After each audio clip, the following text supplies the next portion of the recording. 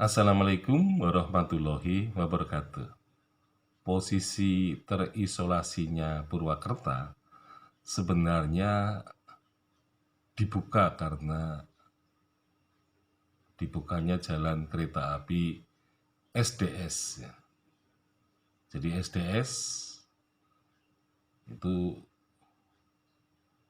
menuju kota Purwakarta. Jadi pada dekade terakhir abad ke-20 ya, 1896, jadi sekitar abad ke-19 itu kereta api melalui Purwokerto. Nah, tetapi itu kereta api swasta. Jadi kereta khusus sebenarnya. Nah, tetapi kereta api milik negara ya, itu justru mengabaikan Purwakarta.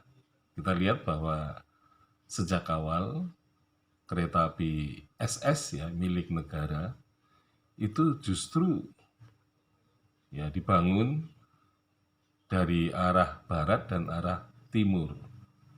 Jadi dari Bandung menuju ke timur, kemudian dari Surabaya menuju ke barat. Nah, akhirnya melalui Kroya, kemudian menuju Maos, dari Maos ke kota Cilacap, dan dari Cilacap ke Bandung. Jadi dulu Purwakarta tidak diperhitungkan oleh kereta api milik negara. Nah, itu menunjukkan bahwa sebenarnya ketika orang dari timur, dari kota Jogja, Solo misalnya, ingin menuju ke Bandung, dan sekarang pun bisa ya. Jadi orang yang dari kota Solo, Bandung, atau dari arah timur, dari Jogja ya, kalau mau ke Bandung, saya kira tidak perlu ke Purwokerto. Ya, mau itu nambah-nambahi waktu gitu ya. Pasti langsung saja melalui ya katakanlah melalui Sampang, Sampang kemudian Rawalo terus ya ke barat akhirnya lewat Bandung. Jadi kalau lewat Bandung itu justru boros ya. Jadi memang kenyataannya bahwa dengan adanya kereta api SDS, maka kota Purwakarta menjadi terbuka dari isolasinya. Nah, jadi sebenarnya Purwakarta ini ditolong oleh keberadaan kereta api SDS, SS ya, SDS dulu, nah kemudian baru SS gitu ya. Jadi lebih dulu kereta api SDS.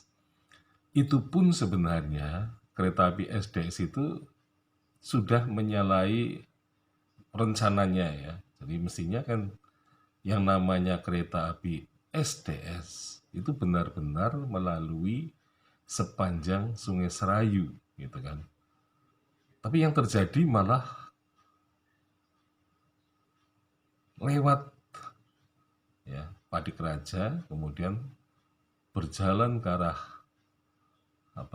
utara itu ya, dan jauh, jadi menjauhi Lembah Serayu.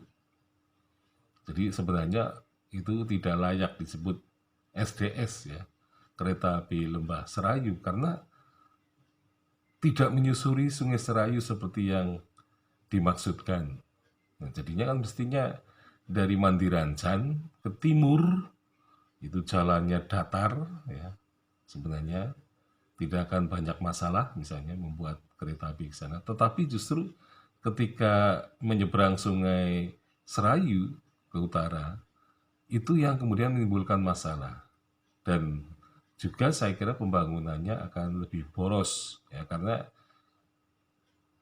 akan membangun minimal 2 jembatan di atas Sungai Serayu, yang satu di Padikraja, yang satu di Wirasaba menuju Kelampok gitu.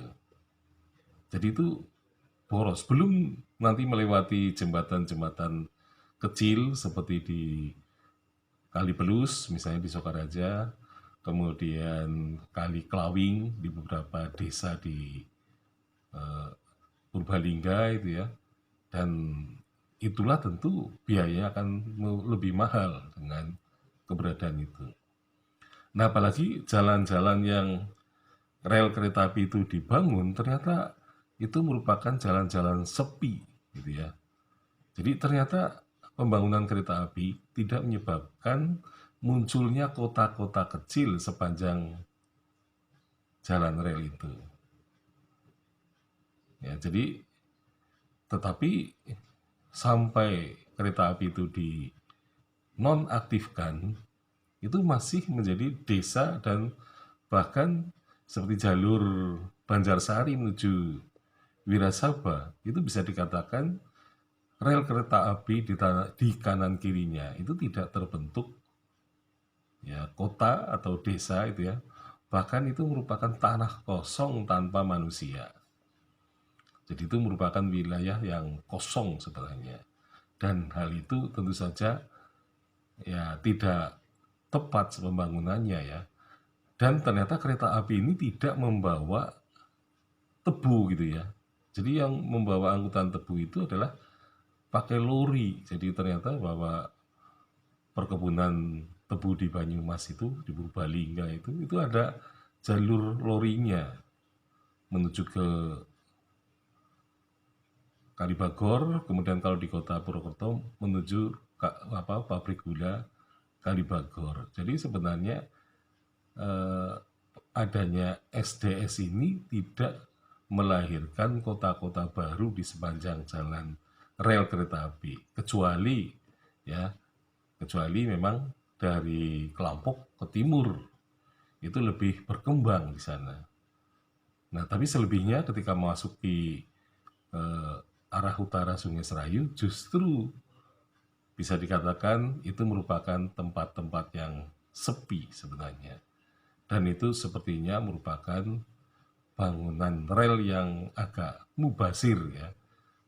Dan karena mubazir itulah maka kemudian Jepang pada tahun 1943 mereteli ya, rel kereta api dari Maos menuju ke Mandirancan, bahkan sampai ke Purwokerto, ya, sampai ke Tanjung. Itu rel kereta apinya hilang dari peredaran sejarah karena oleh Jepang dipereteli dan kemudian dipasang di Burma. Ya, jadi ternyata rel kereta api SDS ini dibawa ke Burma, dipasang di sana, maka sebenarnya tahun 1953 itu keberadaan SDS ya, itu sebenarnya dalam waktu yang sangat singkat. Itu tahun 1896 sampai 1896 sampai 1943. Ya, bisa dibayangkan ya, dari 43 berarti 47 tahun saja rel kereta api SDS dari Maos menuju Purwokerto dipotong, dipreteli sehingga tidak ada lagi bekas-bekasnya, kecuali bekas yang kemudian mengarah ke timur ya, ke stasiun timur. Nah, itu masih ada relnya, tetapi kemudian ditutup jalannya dengan aspal. Sekian, Assalamualaikum warahmatullahi wabarakatuh.